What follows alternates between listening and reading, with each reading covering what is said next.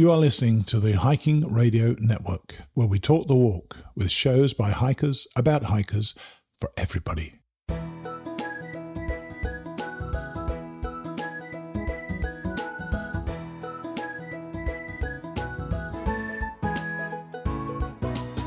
Mighty Blue on the Appalachian Trail, the ultimate midlife crisis. Join Steve and his guests every week as he staggers from Georgia to Maine.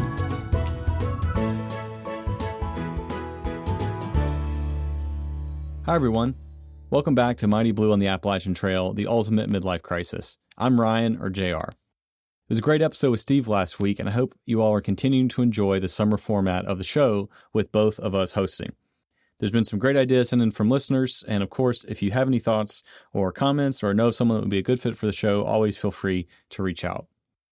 So, today's episode is a special one for me, and I'm grateful for how it worked out. You may remember, but I first met Sonny, more famously known as Nimblewill Nomad, a few weeks back just by chance at a road crossing near Franklin, North Carolina. Sonny was extremely generous with his time and agreed to be interviewed that day. Little did I know exactly who I was talking to, but it was revealed to me during that discussion. In the time since, I have kept up with his blog and read about his previous journeys, or odysseys as he refers to them. Side note, if you want to learn more about other long-distance hikes, his website is a great resource and a joy to read about. I'll make sure to put those in the show notes. Reading about his perpetual hiking since 1998 has inspired me and encouraged me. A good reminder that you can craft a life that best suits you at any age. While, of course, tomorrow is never guaranteed, your life does not have to fit a certain mold simply because of your age. I think that's just great. Back when we first met in Franklin, I also met a guy named Stanley who has been providing trail magic when he's able to Sonny, when he's able to meet him on the trail. Stanley was kind enough to invite me back up to his campsite in Grayson Highlands this past weekend to hear from Sonny again about how his hike is going. When I got there, I hiked south from Massey Gap to meet up with them and then hiked back down to the campground. So thanks again to Stanley for making all the logistics of it happen. Really appreciate it. As I hiked with Sonny, he shared stories from this current hike and many of his others. I could have listened for hours. He's an excellent storyteller and has so many to pick from. We talked gear for a while, which I really enjoyed. He referred to himself as a gearhead and could not only tell you about his system, but each iteration of it over the years. It was really, really something. In the past, I found myself obsessing over gear probably too much. That might sound silly to some folks, but I really believe it can be detrimental if you're not actually doing the hiking to back it up. You can spend weeks reading about gear and planning, but actually getting out there hiking and dialing in your system is more important. I'm saying this not as advice, but as a reminder to myself more than anyone else. In my book, though, someone like Sonny has earned the right to talk about gear as much as he'd like. It was a real treat to listen and learn from his experiences. Getting to hike through the Grayson Highlands, which is a special place for me, with Nimblewill was really fantastic and something I will cherish for a long time. As a younger guy, I've always looked ahead to those who have been successful on trails for guidance. I guess it's no surprise that I've interviewed Sonny twice, read many memoirs, pretty much anyone I can get my hands on, including his, and I continue to work with Steve. Many thanks to just everyone in all of those listed for the wisdom that I've been able to absorb, and I'm very grateful for that. So after a long day of hiking with Sonny, I was invited to dinner with him at Stanley's campsite, and it was just a great evening. After dinner, we recorded the interview before we parted ways. So it's not a super long interview, but I think it's the right one, and I also have a bit of follow-up afterwards. So that's enough of an intro for today. Let's hear from Nimblewill Nomad now. All right, so I'm here again with Nimblewill Nomad, just as we planned. Okay. Did I say it wrong? It's all right. Nimblewill. There you go. There's 20 different variations. I've said it so many times. I got it right so many times today. All right. It's okay. It's just hilarious. I've even got it right in front of me. What a mess. Well, good. We'll start I don't over. mean, I'm sorry no, if it's I okay. embarrass you, but it's just funny. It's a good reminder. Okay. All right, so we're here again with Nimblewill Nomad. Something like that. Something like that, just like we had planned on meeting back up again. So we're in the Grayson Highlands now. Yes. And so that means you just crossed 500 miles on the AT. Yes. But overall mileage, what does that put you at? Well, from the first Blue Blaze, which is the beginning of the Pinhoti Trail, on Flagg Mountain, to the first White Blaze, which is the beginning of the AT, on Springer Mountain, is 417 miles. So over 900. I'm over 900. Wow. Now. Well, congrats on that alone. That's really great. That's awesome. That's great. And I get good energy. The young folks, I don't know, the word's got around, I guess, that this old guy's out there banging on this trail. And I get just great energy from, just like I just got from you. I just get really great energy from these young folks. Right on. Well, since we last spoke, and I know I got to see you for a minute at Trail Days, has there been any milestones or memories that stand out in the last couple hundred miles? I guess I'm coming to realize that I'm going to be able to do this. I've been able to increase my mileage now a little bit. That's been a blessing. My legs have stayed strong and my back seems good. My feet are working okay.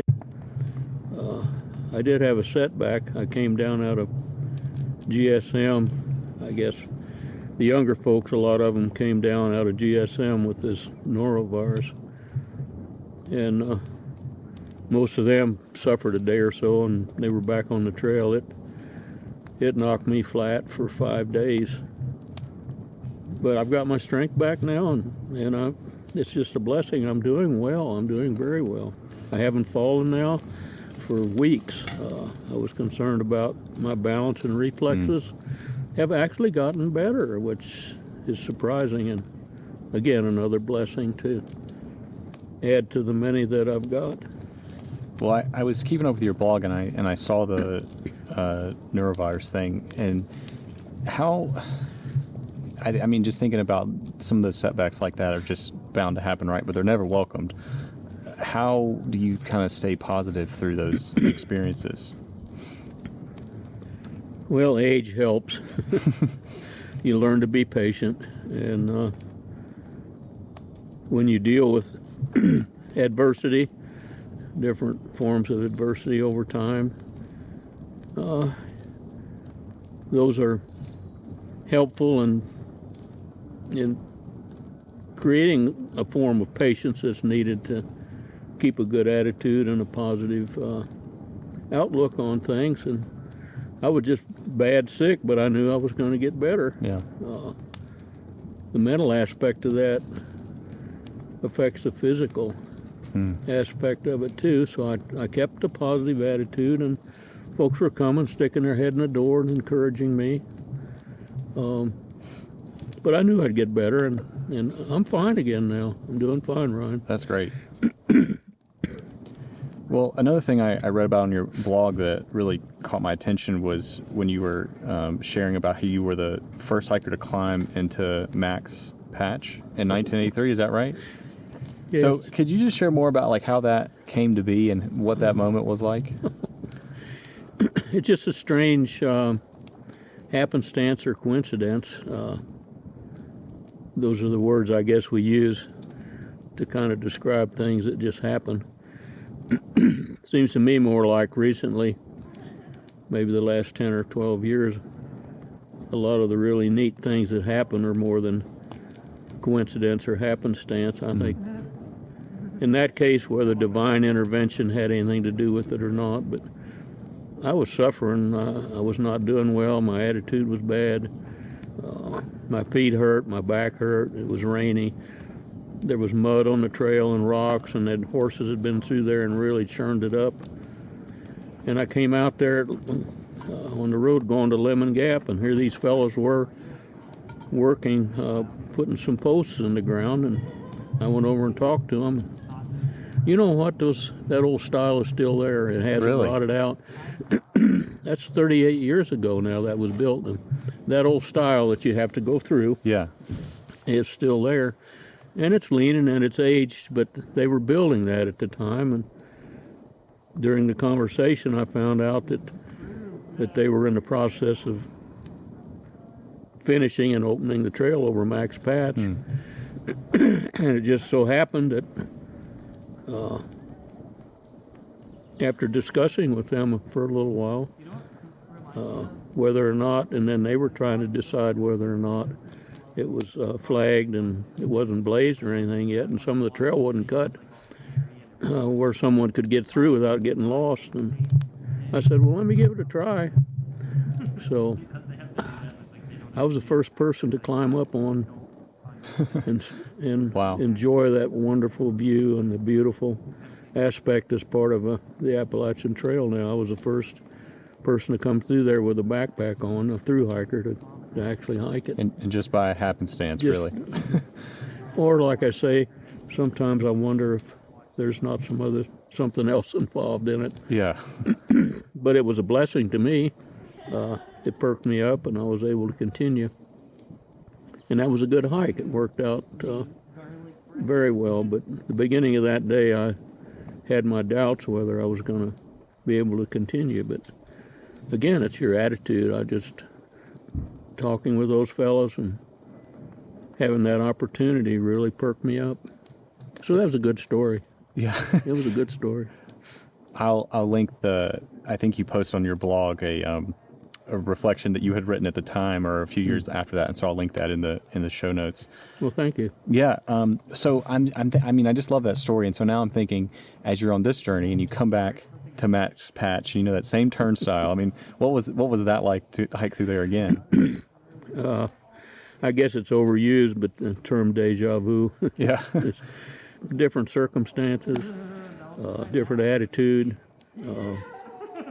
It was just fascinating to stand there and see that old style is still there, and I think I'm aging better than it's aged, but it's still there. And emotional time, of Yeah. course, it's an emotional time. I would like to know. And those gentlemen, there's 5 of them that were there working that day that belonged to the Carolina Mountain Club, I think, and one of the other organizations.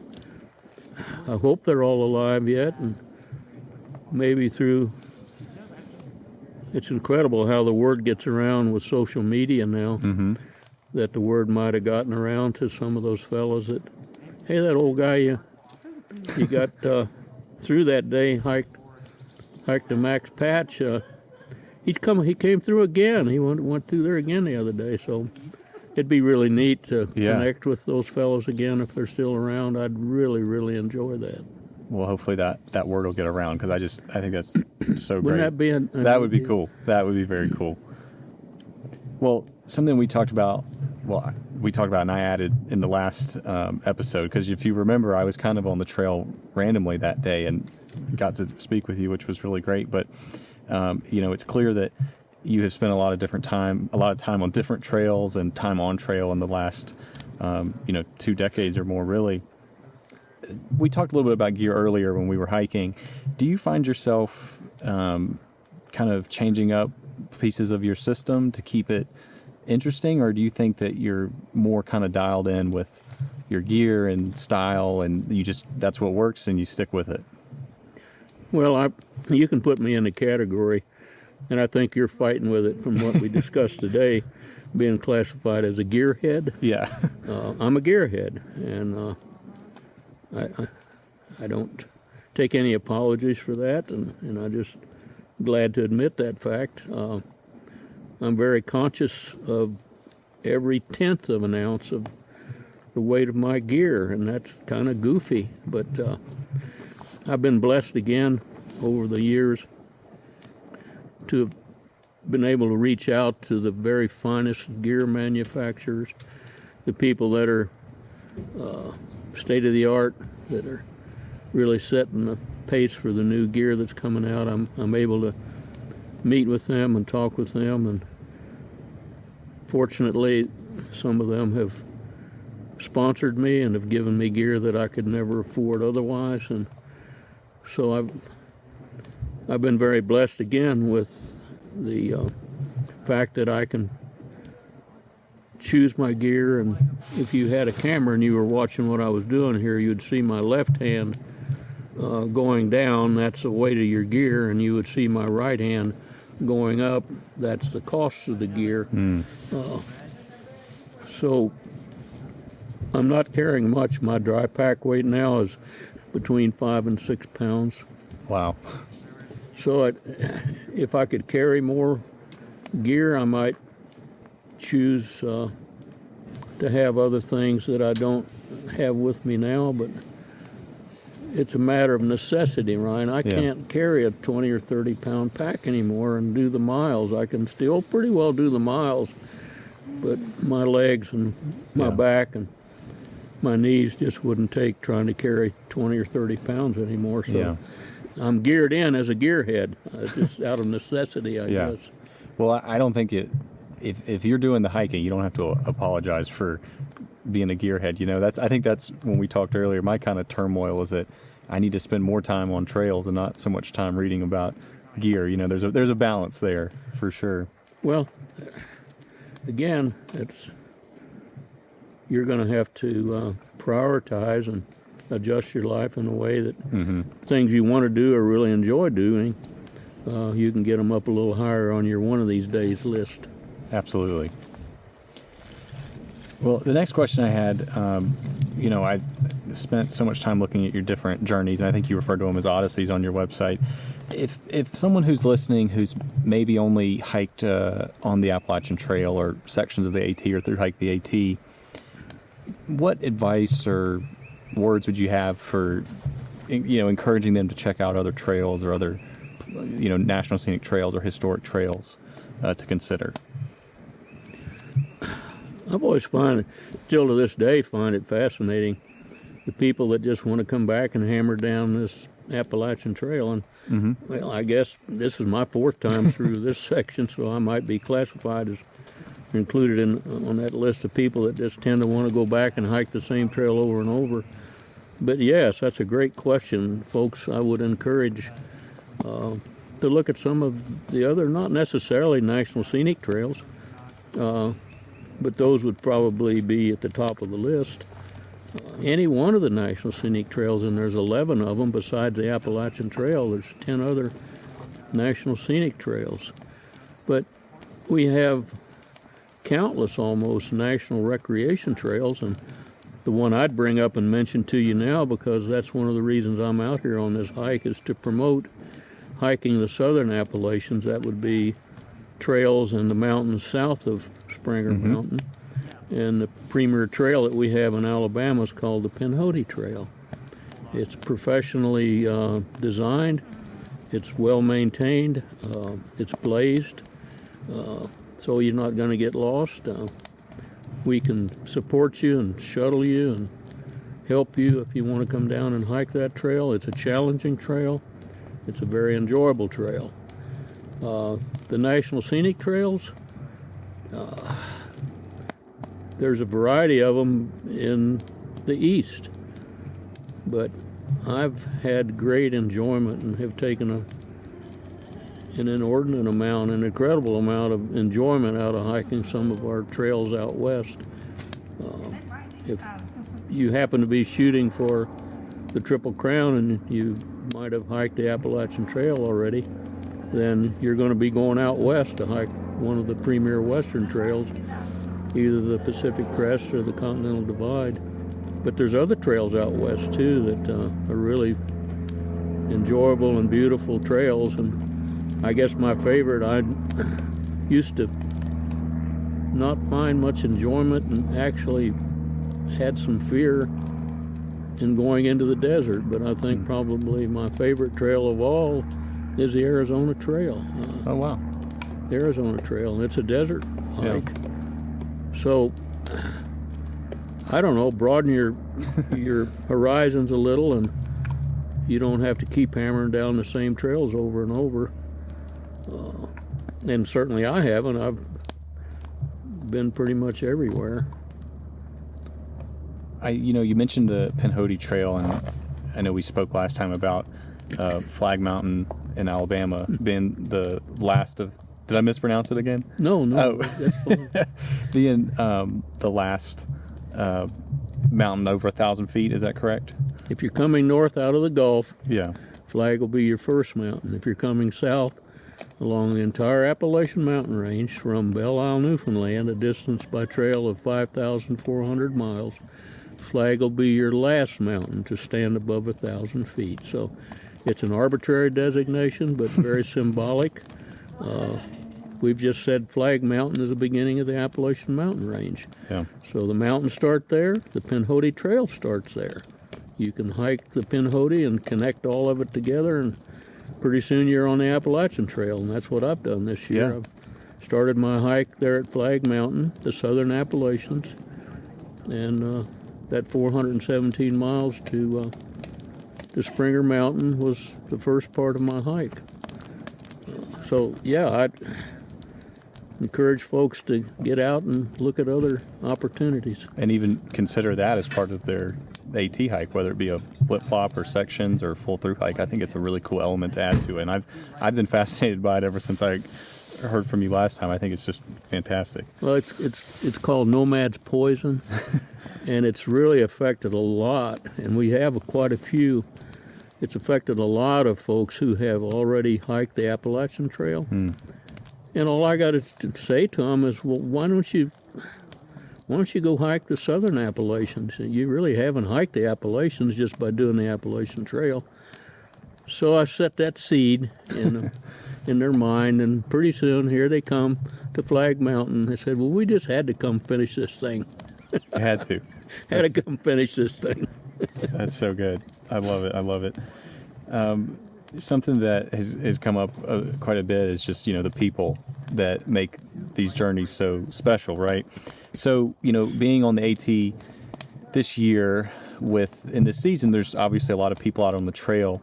Do you find yourself meeting a lot of newer hikers that may be looking for advice or mentorship? And is that something that you've been able to do? To some extent, yes, but I don't know. I'm an outgoing person, and I enjoy meeting people, and I take great pleasure in maybe expanding their horizon a little by giving them some advice one way or another. There's an age barrier, I guess. It didn't affect my relationship so much 25 years ago, but I'm old enough to be most of these hikers' grandfather or great-grandfather now, so I guess that hinders me a little, and I tend not to impose myself on these younger people because they have different thoughts, different ideas, different dreams that really I can't appreciate and even begin to comprehend. But yes, I enjoy meeting the young folks on the trail, and I take an incredible pleasure, and it's been such a benefit to get the encouragement that I'm getting. People tell me that I get an inspiration from you, Nimblewill. I'm only 28 years old, and I'm looking at you out here hiking up and down these mountains.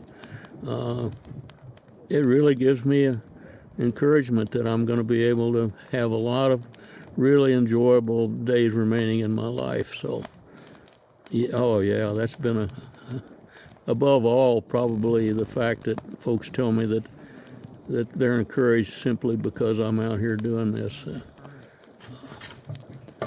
It's just the energy involved in that is, well, if you've experienced that, then you'll understand what I'm talking about. Well, I can certainly relate. I mean, even in our short hike today, it's just so encouraging to hear from you, and your positivity and just thoughts along the trail is just fantastic. So I appreciate it, and I know that our listeners do as well.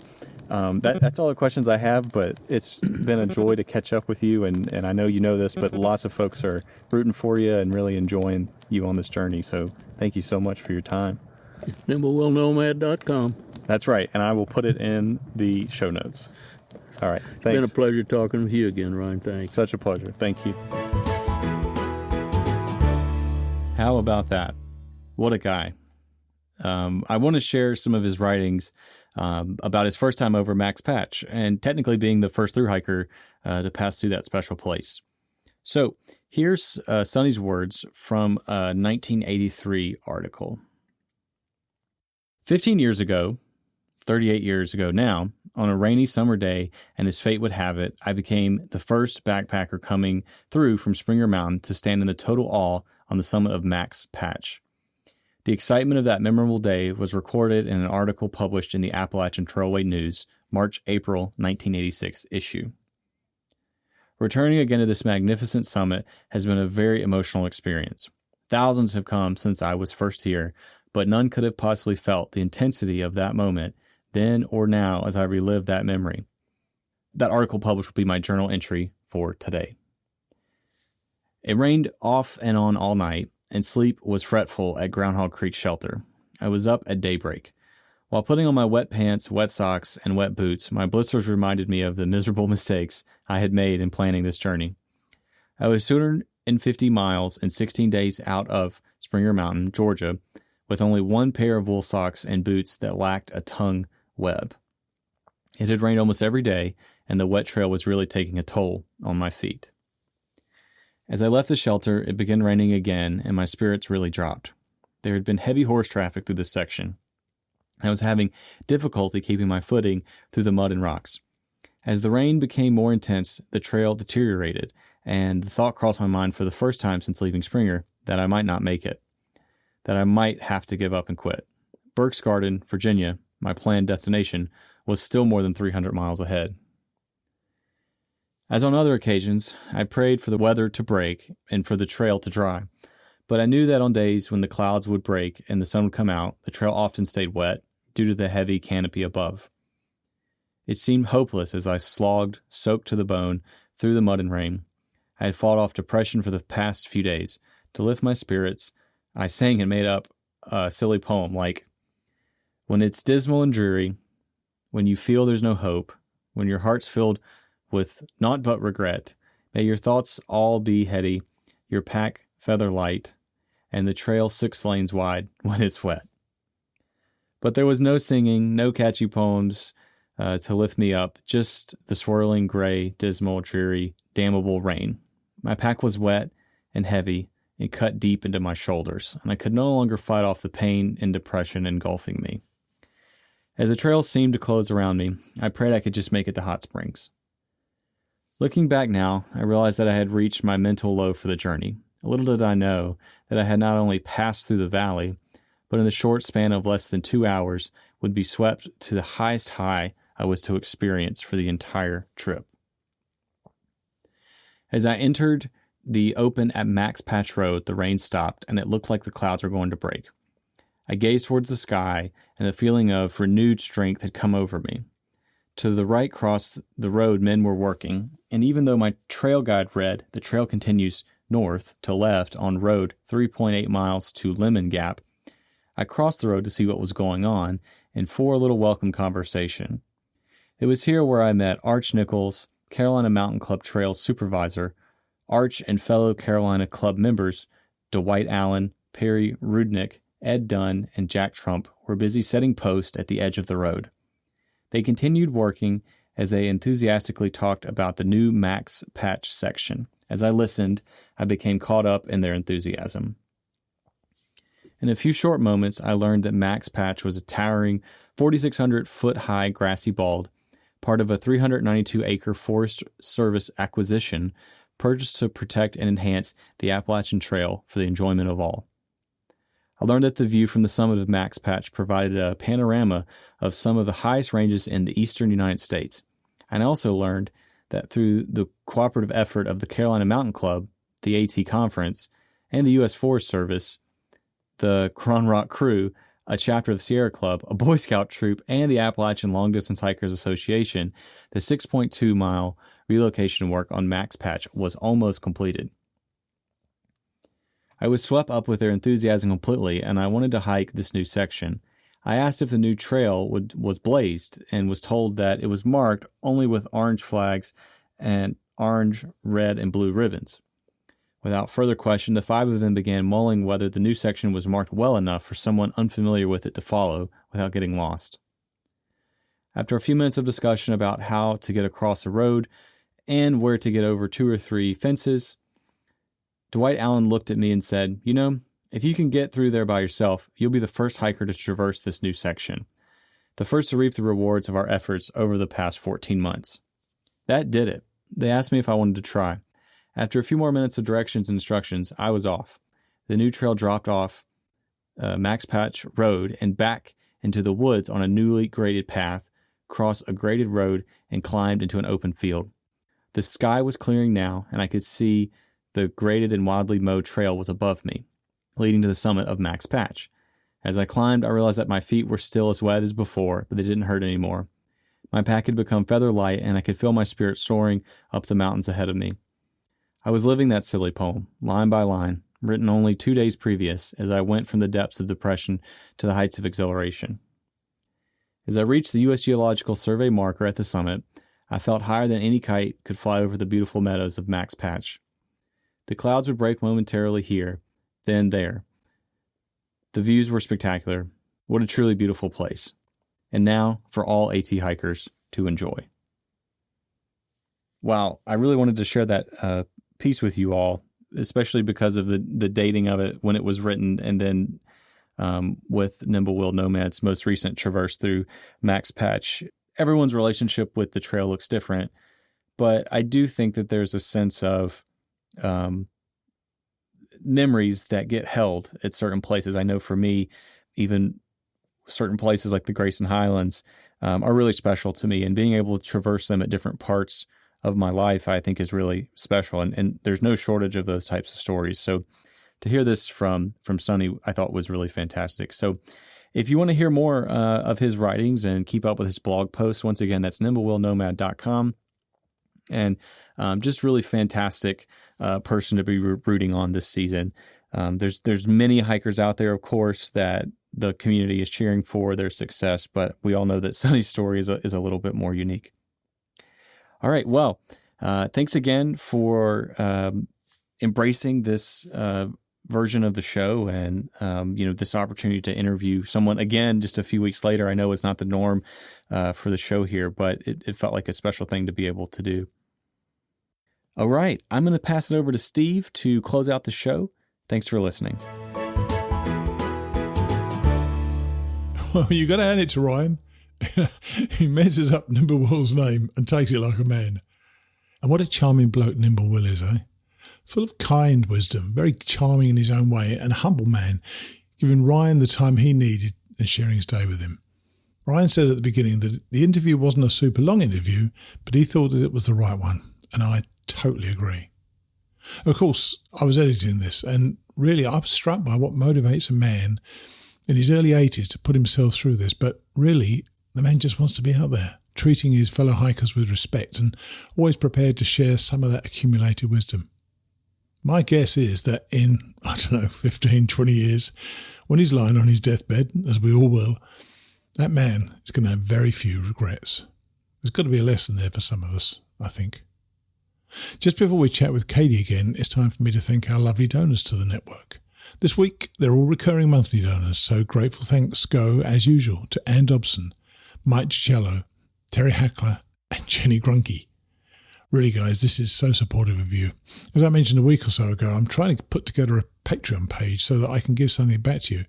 I'm still working on the details and hope that it will be ready when I resume full-time in October. I hope that many of you will want to become patrons because, as I know I've mentioned in the past, producing these shows is turning out to be way more expensive than I'd imagined. So every bit of assistance that you, my listeners, can give is very helpful. So let's catch up with Katie once more. Last time we spoke, she was in the Shenandoah National Park, making her way northward very slowly and carefully to allow her knee to become accustomed to the journey. Let's see how she did this week. Here's Katie. Well, we're on with Kate again. Hey, Katie, how are you? Hi, Steve. Doing all right. Apart from the dodging of the gnats, apparently I spoke to Katie as I just called. She says she's dodging behind the Skyland building, dodging gnats. So how bad is it out there right now? Pretty bad. At least we don't hear motor traffic too bad. That's good. So you're still in the Shennies. How have the Shennies been treating you? Oh, well, my knee is great. I am actually planning to take off from Front Royal the end of the weekend and start moving forward. Oh, so did you? Have you been off? Have you been off the trail then? What's happened? No. I've been slack packing through the Shenandoahs, and so I've been building up my weight, and I'm at about 15 pounds now, doing 8 miles. So I'm very confident and nervous at the same time, but I feel like I'm going to drop that safety net of slack packing and then just start heading forward from Front Royal. I say it's funny actually. Once you get into slack packing, it's a pretty cool way to do it, isn't it? It's a very comfortable way to hike. It is, but it tethers you a little bit, and I'm so sure. I'm ready now to just kind of take off on my way. And how has the knee been holding up then? Well, it's doing well. I've kept it around 8 miles, and like I said, I have no more than 15 pounds in my pack, but my pack weight was always around the low 20s. So I feel like it's good. I feel like I'm ready to move on and, just keep going. Yeah, you've certainly had this truncated journey, and I know that you've and I think you've managed it pretty well to keep smiling, frankly, because I know what can you do? I know how far a through hike is, and it feels like a heck of a long way as well. So, are you gonna once you get your when you stay out in the woods again, are you going to be trying to do longer miles as well, or are you going to just stay with the 8 miles for a while and then work up from there once you've got your full pack back on? Yeah. So I'll probably just keep it around 8 to 10 for a while, I think. Right. And looking at the shelters after Front Royal, it looks like there's an opportunity for me to kind of just keep it around 10 miles or so for a little bit, and then just start building the miles up. And you met up with my friend Hugh. he's shuttling you. Oh, When'd you meet him? Well, he's actually picking me up today and shuttling me back to my car today and tomorrow. So that was really very nice of him. So yeah, happy to have that support. Yeah, I'm sure. And when you sent me a note, you said that there's a big bubble of hikers in the Shenandoahs right now, and it includes some people you've traveled with before, isn't it? Right. And I've met up with several of them, but I read an article the other day, I can't remember where it was, that someone said they saw up to 40 in one day go by. And oh, God. Anyway, but my Georgia, North Carolina tramley are in the Shenandoahs now. I haven't seen them yet, but I know they're here, and we may meet up just for like a lunch or something, along the way. So the pack who started, when was it? When did you start? I can't remember. Was it March 9th? Right. The pack who started early to mid-March and even late March are now in the Shenandoahs. Exactly. Yeah. Nice. So you'll be really hiking. Yeah. Once you get your miles up, you'll be hiking with those people as well. So. Oh, I think they will zoom past me quite. I'm sure they will. But there'll still be people. There's still going to be people who don't want to go as fast and might just want to hang out or hang around for a while. So exactly. I'm sure you're gonna treat it in the right sort of way. What's the weather been like out there? Nice, very nice. I think a week or so ago it got really hot, but this week it's been nice. Today's a little overcast in the high 60s, low 70s. Nice, quite nice, pleasant hiking weather. So it's really nice. So still holding out at 2.5 miles each hour and stopping, taking a little break, but so really pretty. It's been something, it's been one thing after another, unfortunately for you, to get yourself right again. But now you're starting to feel it. Yep. And have you got any ideas now when you think you might get further north? As in sort of well north. Get to the end. Or are you hoping to still get there by October? You know what? Definitely. And if not, I guess I'll just have to jump up. Yes. But yeah. But yeah, my legs feel strong. I feel like I could do more than the miles I'm doing, but I'm really trying to just not. My gosh. You are so disciplined. You said you it are so before. disciplined. Well, you said it before, you're like waiting. Is that knee going to do that? That little twingy thing. Yeah. So, I am trying to be disciplined about it, but I'm feeling strong at the end of every hike. And so, I feel there like will be a day. There will be a day. Sorry, there will be a day you've got to, take that plunge, haven't you? Really, and just put it through a workout and see what happens to you. I think if you, but as always, your body better than anybody else, so you've got to make sure that the time's right for you to do that. But once it happens, you probably still will get twinges, so don't worry about the odd twinge, because normally you can walk twinges off. It's just the permanent twinges that are a pain, aren't they? Right. And you know what? It's doing well. I think, in the next few weeks, I'll be hitting up to 10 or more miles. But again, just easing into it because I want to be able to hit those bigger miles. Sure. But I know that I need to let my body come along with it. Cool. As we mentioned before, you are in Bear Central in Shenandoah. But apparently not. Not a one. You know what I think? I think they kind of hang out around the shelters. And since I'm not staying at the shelters right now, I think I'm missing them. But I did see 4 hikers past me smelling quite floral. All right. Playing their radio at high volume Copacabana. Oh, jeez. That was interesting. Yeah, I bet. Yeah. So have you had any hiker encounters that were memorable? That would be one. 4 women. It was smelling heavily of perfume and.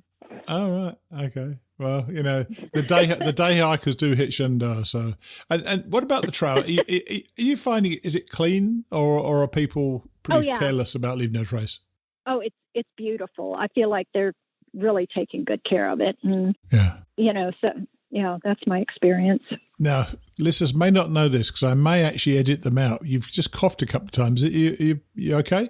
Yeah, I think I'm swallowing gnats. All right. Well, I'll let the gnats get on with their meal in that case, and leave you to head out. But stay safe. And so, when do you actually head out a front roll with a full pack? Monday. Okay. Cool. Well, we'll speak again Wednesday, and your knee would have had 2 or 3 days by then, and so we'll see how it's going then. Okay. All right, Steve. Thanks a bunch. All right. Bye-bye. Bye then. Cheers. Bye-bye. So pleased to hear my friend Hugh Ickrath met up with her. You may recall my hike in 2019 when Hugh put together a Welcome Mighty Blue sign to give me and my family some special trail magic. I can tell you, those moments are precious, and really you look upon them as so special in the context of your hike. For me, it isn't about the food. It's about the thought behind the food and the trouble that people went to make sure that they improved your day, even just a little bit. For those of you who have done this, I'm sure you know exactly what I mean. For those of you who are going to do it someday, it is a wondrous feeling to have. And I almost envy you that moment you realise what somebody's just done for you. Just before I go, I wanted you all to know that it's going to be me again next week. Ryan's work seems to have taken over his life recently, so he asked me to step back in. Luckily enough, I've got a terrific interview ready to roll, so I'll be bringing that forward and reading the last chapter of Larry Luxemburg's book, as well as, of course, catching up with Katie. So, I'll see you next week.